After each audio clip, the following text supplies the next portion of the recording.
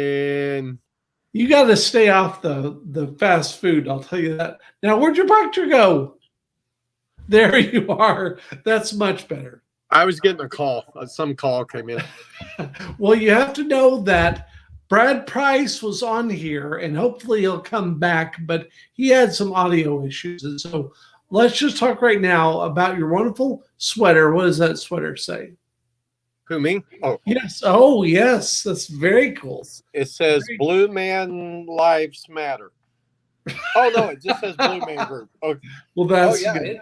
This is nice. See down here, it's see down at the bottom. They're down there somewhere. Oh, there they are. They're kind of blue. Right.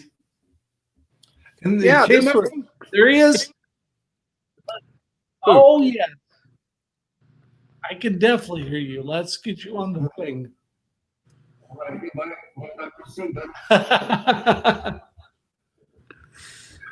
Let's see.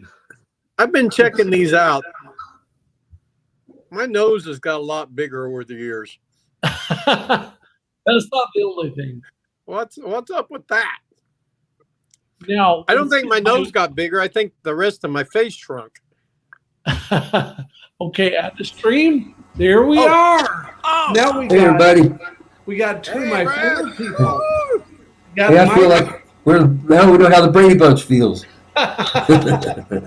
Or yeah, I like did. the Brady Bunch. Oh no, who do I like? Oh, Partridge Family. Partridge Family. No, the Yes. Cal Sells.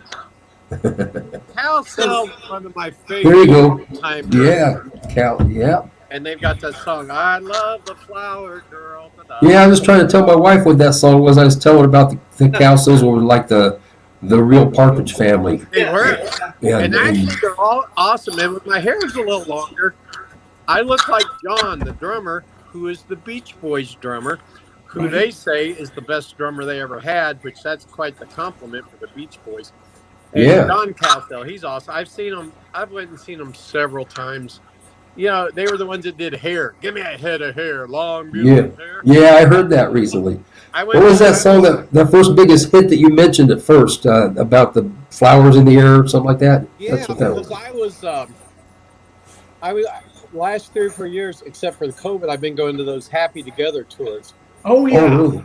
And it's like, oh my gosh, it's Mickey the guys, Dolenz and all those great people. but it's remarkable. Chuck Negron from Three Dog Night. Oh, yeah, right. And, you know, and he's like, one is the loneliest. Oh, man. Yeah. Major singer right there. Bam, he hits him. Yeah. and the cow cells are cool. And I'm in love with the girl cow cell, except she's married. So Susan. I told her husband I hated. But I was at one of their shows, and everybody at the show thought I was John Cowsell because he plays with the That's cool. Yeah, they were coming up. Some little girl comes up and she goes, "Hi." I go, "Hi." She goes, "Yeah." She goes, "The Cowsells are my favorite." I go, "Yeah, me too." She goes, "Yeah, I bet they are." And I go, "Well, they are." She goes, "I know you're John." I go, "Oh no, I'm not John." She goes, "You are too." So I went up to the people, the radio station that was putting on the concert. It was like Hippie 101 or something. And I just went up at intermission to say hi to the guy because I talk all the time. I'm like, "Hey, how you doing? I never got to meet you." And he turns around. He's like, oh my gosh, let me shake your hand. Here, this is Barb and Jim. They own the station. Oh, yeah, nice to meet you. And some guy's standing there pecking me on the shoulder, and he goes, "Excuse me, do you ever get to Memphis?" I go, "To Memphis? Yeah. Do you ever play there?" I go, "Yeah." He said, "You think you're going to be playing there this year?" I go, "Probably." He goes, "I'll be there. I'll talk to you when you're there." And then a guy that worked, this was at the Ryman Auditorium in Nashville. A guy that worked there, real long hair and stuff. He sees me and he comes running up and he grabs me and gives me a bear hug and shakes me. And he goes, "Dude, coolest thing he said, it's great to see you. The coolest thing you ever did was introduce me to your wife." His wife, and they've got a band called Action Skulls. You can look it up on YouTube. Wow. Or Amazon. Think of a name. Let's ask Brad who he's been. But this guy, I had to tell you, the ending of the story, the guy grabbed me and shook me, said the coolest thing he ever did was introduce me to your wife. His wife was a singer of the Walk Like an Egyptian, whatever. Oh, yeah. Bengals. That's his I'm- wife. I hate to say that I know that. That's his wife, and he goes, "That's so cool." He says, "Is she here with you this time?" I go, "No." He goes, "You're just winging it on your own?" I go, "Yeah, I'm just by myself." Well, if Right. you're ever in Nashville and you need anything, let me know. This is where I work. And then I go out to the buses afterwards, and everybody's coming up with a pen and a paper. John, can you sign this? I go, I'm not John. And I'm like, I got to cut this off before the bands start coming out because Yeah. it's not going to be real cool. Well, you guys see what they go Let's through. hear about Brad. How are you, Brad? Oh, I'm good. Well, got sabotaged on Facebook. Cost a gig. I can't believe it happened. Yeah. What happened with that? Well, you get messages sometimes that it'll be connected with the right account, like on Facebook, Sure. and you get a message from them that doesn't make any sense, and they're trying to sell you something. I don't know how they do it, but they get in these people's accounts. Right. Well, we've been playing the Legion in Springfield Right. for the last, I guess, 4 or 5 months. I'm not sure. Sundays, really good gig. And at some point, I think I downloaded something on my phone because that's where I couldn't get to where I needed to go on the phone when the stuff came down. But they picked a member out of that American Legion club, and on one of his posts, posted a big, for lack of any better description, a big FU under my name, and the whole Legion went up in arms. And Oh my gosh. just this morning, I was notified that we were suspended. And I'm like, well, Hey, I don't know who should be Brad, more put out because was it on Messenger uh, up in the corner where it does the little? no, it wasn't on Messenger. No, it was a regular post. But I'll tell you what, I wasn't asked about it or anything. I've known the folks out there for 15 years, and instead of asking me about it, they just took things happen like that online. Anything associated online like that. That's horrible. And I found an app on my phone. Be careful. I found an app on my phone this morning. I looked into my apps, and it was like an all-access Android, a name to that effect. And so it gave them all. I saw what it accesses in every network on my phone. And I'm glad I didn't have any bank stuff out there. Yeah, definitely. There's tons of it out there. Dale, and I don't know, Brad, you guys know Bruce Richardson? We sure do. Yeah. Because Bruce is at Mandalay Bay. Last year they had a evil hackers convention, like bad people that hack stuff. Right. And they brought in, this is kind of funny, but they brought in all the voting machines around the country to see if they could be hacked. They hacked all of them in something like 7 minutes. Wow. Oh, yeah. And they told Bruce and everybody, leave your phones at home and everything. But Bruce, these guys that know the hacking stuff, they can pretty much do anything. Right. Well, I think I was looking around at something, and some of the sites like that you trust, and all of a sudden you click on something you want to see. Next thing you know, something being downloaded in your phone. And I think something happened like that, and I didn't really catch it or notice it, and it like downloaded the background or something because I do not remember putting that. I wouldn't put that on my phone. Because I know that yesterday I could see you, but it was just for a second, and so that's one of those things. We're glad to have you, and glad to be able to hear you. Glad to be here. This is fun, man. This is great. I haven't had a chance to do one of these yet. Right. Well, and this technology is so cool, and I love what you're doing. And so let's talk about your memories of Crane in the 80s, because Mike is 70s and I'm 90s and you're 80s. In the 80s. Sure. All memories of Crane. I mean, main memory, well, of course, the music and being nervous about being, of course, we had a little gig up at the Hilltop Skating Rink on Saturday nights, me and Kevin Cook. We go up there and play after the skating. Yes. And that was during the summer. And then, practicing in the music room and getting those guitars out of the music room and going to study hall with them. Start sitting in the hall and playing on those things. And then the biggest memory was that's one of the first times I ever played in front of more than like my family. I mean, when there was like, we're talking over 500 people, let's say, and that was a big step for me to be able to do that at a fun night, And I thought, man, I don't even think I looked at the crowd. I just kind of looked down and did what we had to do. Hey, that's like playing the Saturday afternoon at the Broiler Festival. Yeah. Yes. Been there. I remember seeing the Broiler Festival and played with him, and you guys were so nice to me because you always took me under your wing, even though you both are older than me. Oh well, that was always a pleasure, man. It was always fun. It has been, and we're getting ready to start charging you for that too.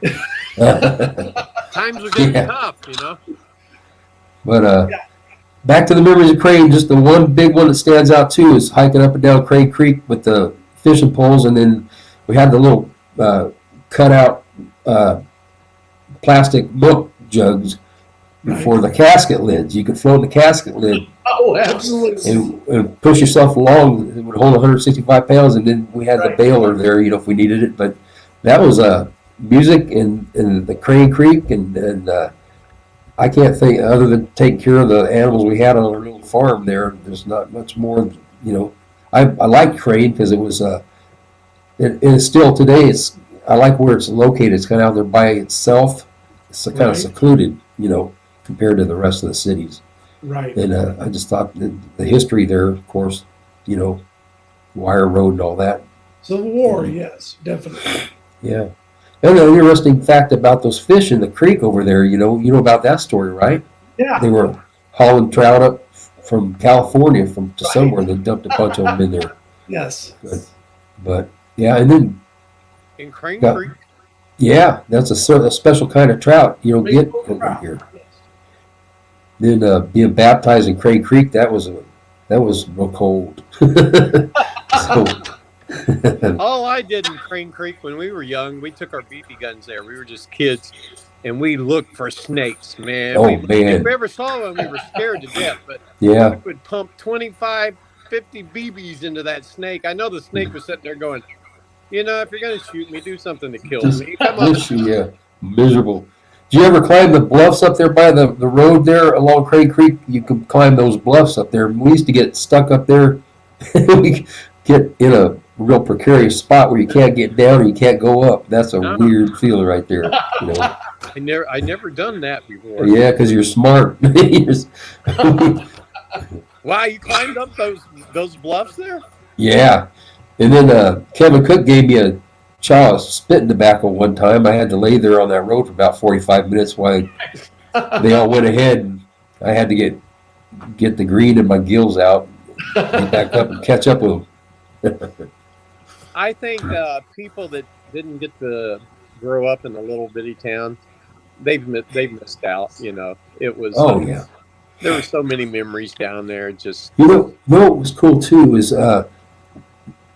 where our house is located up on that hill right up behind the school, behind the trailer court there, and the Woodwards used to own that. And I heard you guys practicing all the time over at Bruce Westrup's house, quite a bit. Yeah. We practiced all over the place. I mean, we would go to gigs, and we would get so many people to put in a van to go. We grabbed. Well, if we could find any good-looking girls, they definitely got to go to the gig. And, I'll never forget. Back in those days, you had subs that were as big as half the van. I mean, it took 4 people to carry them. I've had friends in Crane that we'd go to Nevada or somewhere. Some little gig, and they'd actually ride in a bass bin. All sit inside this basement. Oh, man. And Bruce Westrup, he was playing drums for me back in those days. Yeah. And his parents, oh my gosh, they were just shivering and shaking because Bruce was leaving with me and my band to go somewhere out on the road. But we did some crazy things. I mean, it was just crazy as in growing up trying to be in a band. And I'm sure glad he made the equipment smaller through the years because definitely. Who was in your band, Brad? Who was in your band, Brad? Oh, who was in my band or the band? The band we had back then was Kevin Cook, Steve Miller, and Colin Brandon was there for fun night, Oh yeah. but we really didn't have a bass player. I guess technically Colin could have called himself doing the keyboard that way, but he didn't.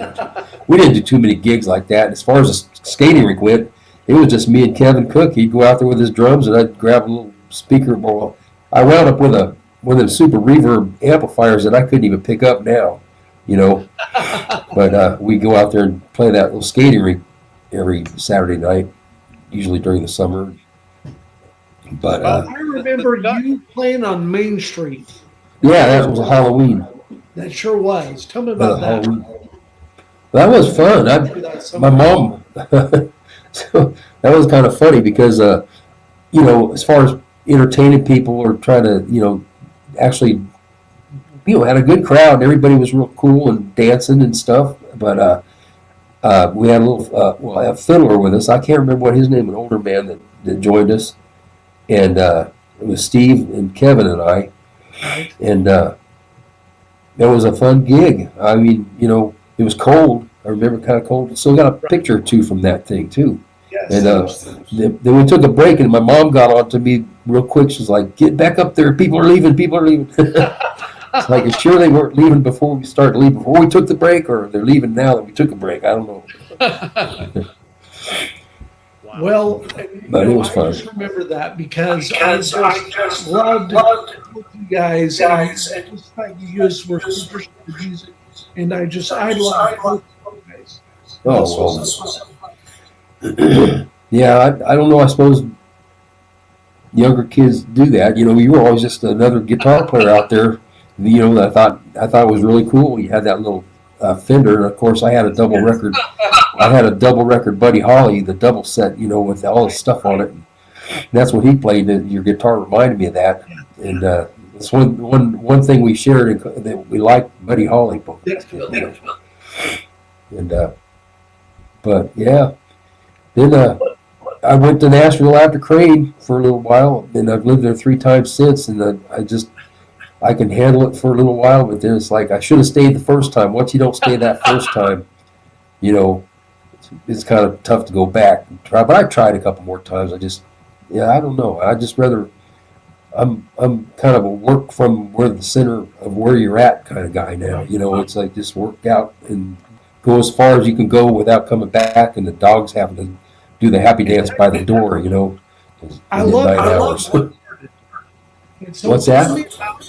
The music that you started now and the place that you play, how all that stuff started. Hey, Dale. Huh? I've got everything going in my phone. What's that? I'm hearing double everything.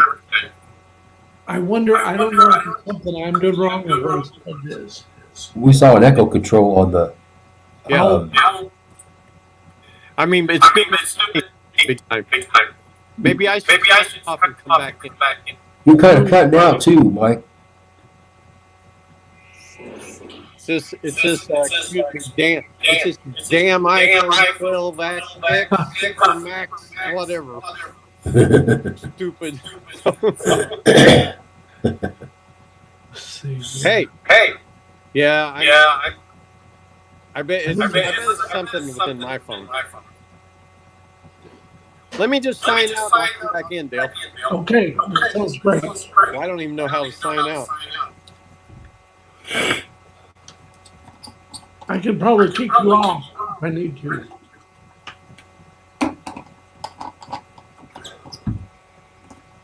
Well, yeah. How do I get out of here? Let's see. Remove from feed. There we are. Okay, can you hear me all right? I can still hear you, Dale. Okay. Well, so anyway, Mike is here. Let's see if he's back.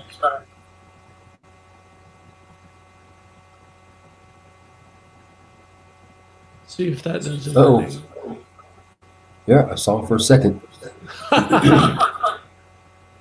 So tell me about your gigs now and how you started playing the nursing homes. Yeah. Well, that's kind of not happening right now because of the circumstances. But yeah. But we have played until it got cold. We were playing we were playing outside into the windows, looking through the windows at them, and that was really cool. Yeah, that was. It got kind of cold though, so we had to stop doing that. But I just, I don't know. I guess I played them off and on through a lot of years, and I enjoy playing for the folks like that. And that's our song list for the oldest folks, song list for the older folks, song list for the middle age, and the one as many as we can do that are, more for like a bar and grill crowd, I guess, for the lack of a better word. But just started asking around to these places, these assisted living places, and we started doing it voluntarily. But then through the week, we got more business and then gigs at night. So we kind of said, in case it interferes with a gig at night that we can't take, we need to have a little bit of money. Well, we kept Mondays. I kept Mondays voluntarily. The whole time is volunteer. But any gig that gets into the week, I have to have a little money to sustain us, and that's all we ask. But the funny thing is that's the only music gigs I've ever had where I actually got raises. Yeah. So, well, no, we'll pay you a little more. And it's like, well, this is awesome, but we're just wanting to sustain this. We don't have to be trying to get rich off of it, And then, of course, that along with the night, the evening gigs that we get, set me up pretty good every week, That's wonderful. And my wife helps me out. Any better? Yeah. She started singing a little bit, and then she'd go with us to the gigs. And I got tired of her. I didn't want her sitting out in the crowd, or staying home, which she did sometimes when I played a single. But I said, well, you can help me out and help us out and get the band going. And she started out with rhythm guitar, but now she plays a little bit of both. She mainly bass. But I told her, I said, you're not going to be standing up there not doing anything other than singing. So if you want to be up there all the time, just pick up an instrument. And man, she busted it out and learned some. She's a pretty good bass player now and rhythm guitar. That's wonderful. So it's really cool because we can go together. Mike, any better on your end with the echo? I'm still here. Are you still hearing the echo? Yes. Me? Mike? I'm here. Only everything's echoing. That's weird. Huh. Well, I'll just smile and watch. Brad, do you know? Do I live in Crane? No, we live in Highlandville. We're in Highlandville. You're up not that far from me then. No, not too far. Man, 15 miles. you gotta let me know when you're playing somewhere so I can come out, hang out. Oh, sure. Yeah. Well, we play every Saturday night, and it's kind of probably a little ways for you to go, but we play every Saturday night out with another band in Aurora at the Eagles out there. Right. And she plays rhythm guitar, and I play, I sing, and she sings, and I play lead guitar for them. If you're out in Highlandville, that's close to Spokane, right? Yeah. Right. Do you know Tom Lovato? I think I don't. He's a guy. Seems like I've talked to him. And stuff out there, and then he plays it. He's a waiter in Nashville, and he does his own little thing. He's pretty good. I mean, he's. I don't. That was a wrong statement saying he's pretty good because, in my eyes, everybody does a good job. I mean, how many people do we hear on the radio and say, "How did they get on there?" I mean. Oh yeah. I always tell them, like I told Dale. There's 100 people I can sing as good or better than, and there's 200 that sing way better than me. I don't even worry about those things. It's just you get up and do your thing. Playing guitar. I mean, somebody might come up and say, Brad, man, that's some awesome guitar playing. You're going, well, yeah. Wasn't that great? I'm always self-conscious about my guitar playing, and I have improved, but but yeah, it doesn't take much to get me. I've seen video stuff of you playing, and yeah, you play way different than you did back in those days. But, but you were good back then. No, you play really good. I can tell you've been playing constantly all these years. because you're Well, really I good. appreciate that. Thank you. My problem is I've kind of got a neuropathy in my feet and hands, and Yeah. man, that messes with your fingers. And Oh yeah. I told Dale I've taken up cigar box guitar because it's just Oh really yeah. straight, and it's a lot easier to play when your fingers are numb. So Yeah. but it's yeah, Aurora wouldn't be bad to come to. Yeah, it's just out there kind of by itself. You actually go through Marionville where there's a Casey's right there in Yep. Marionville. And you take the right coming from Republic or something. You go under the trestle, and then there's I think it's Z Highway. As soon as you go around the corner, you just follow that out for about 10 minutes, and you cross over K, I think it is K or something, and you just cross over in the beige building right there. On your And right hand side. Saturday night. Yeah, from 8 to 12.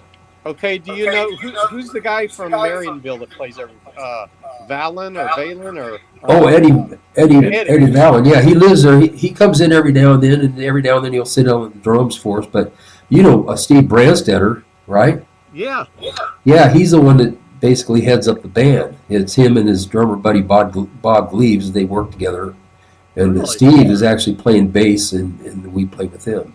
And this is a Southern country band. That's very cool. That's very Yeah. Yeah, actually, Steve thought Eddie Vallon introduced us, and he said that here's a guy from Las Vegas that his wife plays along with him, and Steve was like, what's his name? Brad Price, and well, I know that name, but he thought I was from Vegas, and I'm not from Vegas. I only lived out there for about 10 years, Eddie, I've watched him do a lot of stuff. He's kind of like your no fear musician. I mean, he's like he I gets know up there and does whatever, and he's got 1,000% confidence. He keeps it rolling really good. He's quite a showman for sure. Yeah, I'd like to see him play sometime. I love watching people play. Unfortunately, I'm right here in the middle of Branson, and it's like I said, since September I've been hurt.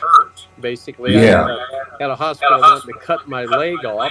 Yeah, I saw that on the podcast, on the other cast there the other day. Man, you haven't lived, so they roll you down to the operating room. They go, "Do you know why you're here?" No. We're taking your leg off. I'm like, no, you're not. Now listen to that. No. I came close to that too myself in the 90s, and I don't know what did it. Yeah, it was my right foot. Got a little sore down there and stuff. Yeah, started out as a little sore on my foot, but I don't know. Like an ulcer is what they call it. Honest to God, I don't know if I was making my own home brewed beer at that time, right? And I did one of two things. I was a welder. Either I dropped a hot spark down my boot that caused an infection, because it started out like a little sore, like you're talking about, at the top of my foot. But then I was in the bathtub. We were when you boil your wort, is what they call it for the beer. Yeah. And you got to cool it down to a certain temperature before you put the yeast in. And I had one of the big glass carboys, right? And I'm swishing that around in the bathtub in the cold water, and I dropped it on top of my foot. So I'm not sure what started causing it, but it got to be as big as a purple balloon. And I had the same thing. They said, we're going to give you one more emergency shot. They were saying it hurt too, because they're right in the back on your upper waist. They gave me 3 of those high-powered antibiotic shots. And they said one more, and if it don't take, we're going to have to cut your foot off. Wow. Yeah.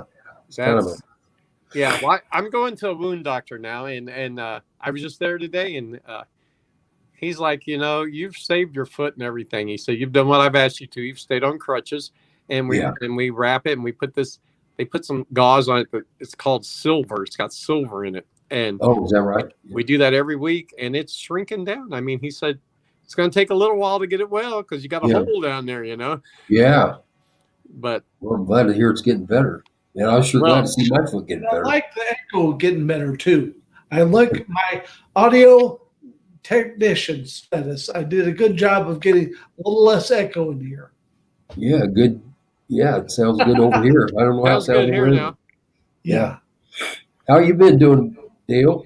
I'm doing very well. As I like to say, I'm having the best pandemic ever. If you're going to have a pandemic, it might as well be the best one ever, is the way I see it. Yeah. Yeah. Dale, scoot over a little bit. Okay. No, the other way. I know I'm doing the wrong thing. This is Half of you's off. Oh yeah. there we are. Yes. Oh No, man, that's actually. ugly. Wait, scoot back. No. So anyway, I need to say this is the Dale Wiley Show from the Springfield area, and we need to say that there's so much very cool stuff happening with this musical map stuff that we're doing for the history of Missouri music and everything else. And I'm having kind of the best day ever because I've got big guests lined up and my people are doing really awesome. And so I'm really just happy to have you guys on here and have the best day ever in terms of things we're doing. Yeah, I'd like to do some more of these with Brad. Yeah. Yeah, sure. Yeah. Yeah, and now that I know how to cancel the echo, I can do it. So you did cancel it. Speaking of the Dale Wiley Show, look at this. Today I had some Uncle Ray's potato chips. Right. For Uncle Ray, my dad. And Right. it's got a thing about Uncle Ray. Right. Right on. What's it say? It says poor but blessed. I had to buy that bag. Yeah. Of course, we all remember Uncle Ray because Ray Reid was a big force in Crane. And Yeah, so he should have been the mayor or something, I guess. Maybe. I always love it because he always talked up his cars by saying they were knee deep in rubber. And I just love that statement. Yeah. They were Oh, he knee-deep said in a- rubber. He said a lot of things you never heard, Dale. I'm sure that's right. I was on my way down there to buy to put an offer on there was a green Monte Carlo, or not Monte Carlo, El Camino, like a champagne green colored El Camino. I really That sounds wanted it really bad. fantastic already. But I got down there and I just waited too long. It got sold out from underneath me. Man, I was really messed up about that one. I remember that when the old had the lot there kind of by Perk Vots, and you had a Fiero at that time. That Yes, was I a did. cool car. Oh yeah. Well, you had a Fiero, Mike? Yeah, well, see, that was my dad. I tell people if your dad was a dentist, you'd have perfect teeth your whole life. And if you build homes, he'd build you a house. My dad was a car dealer. And boy, when the Fieros come out, I liked them. And what we would always do, Dad would get me a loan with Glenn Wiley. Right? Yes. And having a dad at a car lot, I'd make payments until it got down a year and a half or so where I could turn around and sell it, and pay it off. Right. And then refinance something else. So it was kind of a cool situation. Yeah, when the Fieros came out, I'm like, and me and my dad, I said, I'd like to have a red one if we could find it. Yes, absolutely. Red one. All over the country looking for a red. I mean, that was my dad. Well, let's take off. We were gone one day like 10 hours just Wow. up toward Kansas City. You name it. We were everywhere. And then I'd go with my dad to the car auction in Springfield. And I swear, everybody, half the people there would be like, hey, Ray. Hey, Ray. Hey, Is that right? I'm like, Dad, you know everybody. Of course, he's kind of like me. We're full of crap. We talk all the time. But, you know, Brad, I mean, hey, you're on stage. You gotta have a personality with people. I mean, Yeah, you gotta. I mean, you can suck, but if people like your personality, you're That's good. true. That's true. Yeah. Yeah, Dale. So that's selling yourself. Anyway, I'm just listening. That's what I enjoy. We need to ask you some more questions, Odell. No, I'm fine doing what I'm doing. I like asking the questions. Definitely. That's the most fun. Yeah, sure. You're pretty good at these things, man. I've watched a few of them. It's What about fun. that? What about that? I was going to ask you about that that middle of nowhere video. Where do I get that DVD? Oh yes, you need to get. You definitely need that. That is on. Let me show the little thing here. That is on Amazon, and this is the thing that goes with the DVD of it. And so it's called The Center of Nowhere. Okay, it's a wonderful film about Springfield. And I do have about 3 appearances, but I'm not the main focus at all. But it's a totally wonderful movie that I'd like to see that. Yeah. Yes, really need to. Yeah, it's very good. The Center of Nowhere. Okay. Yes, on Amazon. It's a very wonderful film. Uh-huh. Yeah, because you're the ticket. Oh, Yes, that's why did I right. say? We can't tell you about that, Brad. That's a secret. Not yet. Yeah, I know. I heard about this Oh. this this plan. Sounds like All this is a domain name right now, but it's going to be bigger. It's going to be fun. Brad, I moved here. I didn't move here to try to get in a show or try.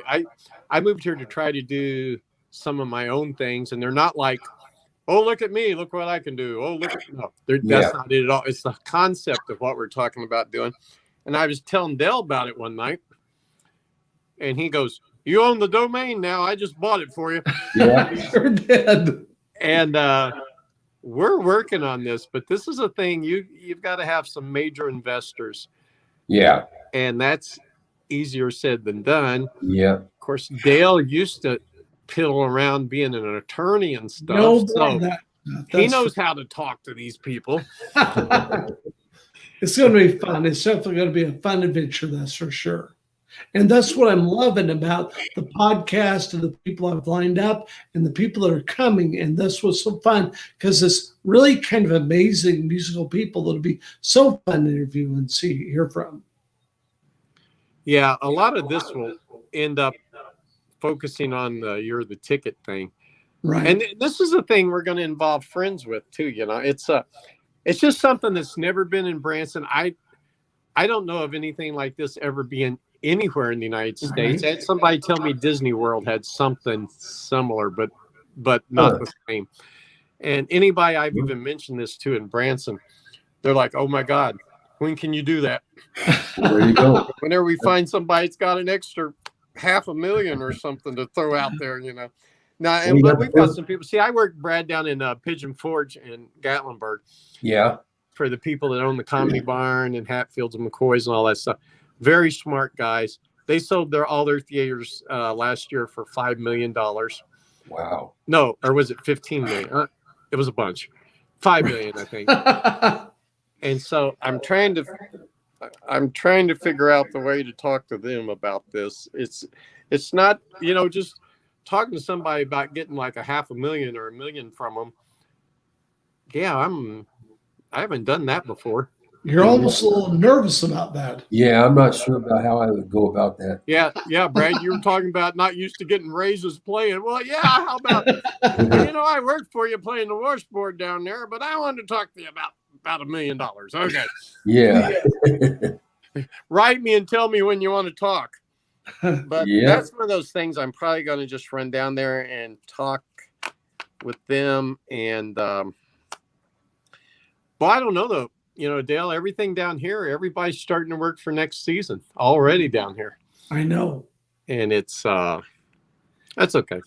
Ain't it funny how time slips away? And so anyway, that's what's fun about these things. And I so enjoyed having you guys on here. And we should do this again, definitely. Oh, definitely. Yeah. It's fun to talk to you again, man. It's always. Yes, I really enjoy it. It's so fun. And so I thank don't know you last so time we much. talked. Mike, it's been, I think 30 years or so since we even talked. Yeah, me and Brad, we have, you know, and whenever I was getting ready to get on here and you guys were trying to get your sound ready earlier, you know, I was in the little box down here. I'm backstage, you know. I'm looking, you know, I go, shit, yeah, that's Brad. Oh, man, because in a sense, we get older and we look different, but we don't. Right. Yeah, right. I mean, we still look like us. Although, like I said, my face is shrunk, and so it makes it like my nose got bigger. So I don't know about that. Yeah, it's like you mentioned Steve. Now, where is Steve Miller at now? He's in. I believe he's living in. Or no, I'm sorry, Nixa. Yeah, I don't have. Definitely have him on. Steve was just a fantastic guy and a bandmate, and I mean, he was just. Yeah, the guy could sing, and me and him doing things together was just like, it was just pretty magical. We won a contest one time out in Oklahoma, and we were just a 3-piece band, and the radio stations judged everybody as one of those wild turkey things. Yeah, they had to lock us in the dressing room because all the other bands wanted to beat us up because we're a bunch of young guys playing. Sounds like we basketball style. Oh my gosh, Steve was laughing so much. He goes, "Man, oh yeah." I remember at the Holiday Inn. Beat us up. Yeah. You guys were at the Holiday Inn there at Branson one time. They're playing a Sunday gig, I think it was, and Steve fell backwards with his bass. So, I don't even know if he remembers that anymore. Oh, But you guys were playing Dixie, right? The band Dixie. You yeah, guys were in that Holiday Inn there in Branson for I think it was still a Holiday Inn at that time. it was the But Holiday Inn. Yes, it yeah, was. you played there for about a week or two, I thought.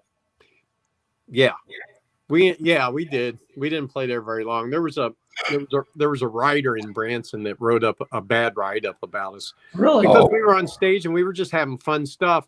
We go, man, there is music everywhere around here. One of the guys would go, did you see down the road? The Wilkinsons mothers are down there. The Wilkinsons brothers. No, that's the Wilkinson brothers. Oh yeah. And we were just, it was all funny and everybody's laughing. This guy, boy, you he didn't wrote have an much. article in the paper about us and said, yeah, you don't come down here and make fun of our. I go, no, it wasn't making fun. It was acknowledging them, if Yeah. anything else. And that was my dad, Ray Reed. What did he do? He hopped Yep. in his car and headed to Branson and found that guy. And he said, if you ever say anything about my son again playing music, Yep. I'll beat the crap out of you, And, but yeah, we did. I forgot all about the Holiday Inn thing there. I wonder One thing. who was playing drums with me. Do you remember? Was it I Rick do. Inman? What? Greg? Rick Was Inman, maybe? Yeah. I think it was. I think it was because, whoever it was, there were some guys from a new group that out of Fort Payne, and they were playing in Myrtle Beach, and they had this new group, and they were going to call it Alabama, and they needed to hire a drummer, and they liked the way he played. He was like, Wow. oh, yeah, whatever. Because for years he'd say, I can't believe I turned down the Alabama gig. Yeah. But you said you lived down in Nashville. See, I was down there 22 years. Oh, my gosh, I've met so many people. Listen, I was sitting one night at a hockey game on the glass, beating on the glass, having fun. This guy with real long blonde hair next to me. Because, see, I moved down there with a girlfriend. And back in those days, you had your phone on the wall and stuff. Yeah, right. And this real long blonde hair guy sat next to me. And we're at the beat. And he goes, what's your name, man? I go, Mike Reed. He goes, are you the Mike Reed that used to play around Southern Missouri, kind of a nut, and you'd wear the wireless headset, you'd be up on a table walking around? And he started telling me about my whole life. You're just a lot of fun. Cool. I go, yeah, how'd you know? And the blonde next to him goes, hey, Heidi, this is Mike Reed. She goes, no way. Hi, I'm Heidi. And I'm like, and then he goes, I'm Ira Dean. He goes, do you have a girlfriend that you moved here with? I go, yeah. We called her 3 or 4 times and she never gave you the message. Oh, because we wanted to hire you as the third front person, the guitarist. And we got a band called, and then it was pretty new, called Trick Pony. Oh, and man. I go, no way. And he goes, did I just tell you all about yourself? And have we ever met? I go, oh my gosh. And then I'd be down at Fanfare and he'd be talking to somebody. He'd say, Mike, come here. Yeah, this is the guy we were going to hire and the girlfriend didn't give me the message. Yeah. And so it was kind of fun. You met a lot of people down there, but you went down there and lived. And so, I'd get people go, man, I get really bummed out down here. I go, as a musician and a singer and songwriter, it's probably the best place to go to get bummed out because you'll have a day and you think maybe you got some leads or something. And see, I ended up just doing a lot of corporate DJ work because it beat living under a bridge somewhere. Yeah. I'd go do a DJ job, like a corporate or a wedding that paid $1,000. And I'm like, well, that beats the heck out of trying to make a living down here playing the guitars, and everybody down in Nashville plays for tips downtown. Yeah. Oh, yeah. That stage space down there is expensive. And there's just a million people, and there's a lot of really good musicians that really don't care. Oh, sure. Everybody they just want that little gig downtown where everybody can see them. Yep. And I got to know a lot of people. But how about, I'll ask Brad real quick. Did you know Vance Powell? He was from yeah. Oh, you know Vance? Oh, yeah, I do. Oh, Vance is on the center of on that. Sure is. Yes. Vance called me up one time down there because back in the day he was just a ho-hum sound guy out of Joplin learning, and he wanted to know if I think it was who was it? Conway Twitty and wasn't George Jones and Loretta Lynn? Conway Twitty. Tammy Wynette was who. Yeah, because Tammy Wynette's guitar player had an affair going with another. No, she was a backup singer. Anyway, with somebody in the band, with the other band. So George Jones or whoever it was fired the guy, Wow. and he goes, all you got to do is learn her songs. That's all you got to do. They got a few they do together and learn hers, and that's all you got to do. Do you want the gig? I said, yeah. Well, that didn't. Then they hired the guy back. And then they offered me a job driving the equipment truck for George Jones and Tammy Wynette. Yeah. Yeah. All I had to do is go to where the concert was. They'd have people there to unload the stuff, tell them where to set it. And then after the show, put it back in the truck and go to the next stop. Yeah. So Vance, he had some connections, And then here a while back, what was it? I saw him on. Oh, it was on the center, the Springfield DVD. Right. Uh-huh. Oh, the guys won awards and stuff, big time now. Absolutely, yes. Yeah, I'm gonna have to watch that. All these people. I mean, it's like they'll tell you in Nashville, though, be nice to everybody because if there's somebody pumping your gas, probably an A&R person from around or something. Yeah. And Brad, you'd laugh. I had a little girl at karaoke one time. She was good. She goes, "You think I can make it big time?" I go, "Well, first of all, do you think you can make it big time?" Yeah. I go, "That's what you got to do. Believe in yourself." I mean, she was just old enough to be in the bar, had her mom there with her. I said, "That's your first step." I go, "You sound really good." I go, "Now, do you want to know the second step?" She goes, "Yeah." I go, "You find somebody with a record label, some guy that you like, and he kind of likes you, and you start dating him, and sleeping with him, and spending the night with him, and you're his new girlfriend." And she goes, "I'm not going to mention names, but I know 2 or 3 people down. I don't know them personally, of course, because they're major artists, but that story has been told more than once." It's so true. Well, Heidi from Trick Pony, that night, one night, it was them two and some other people, and I just got to be there around them all. And somebody asked her, somebody said, "Heidi, somebody said you slept with the record producer from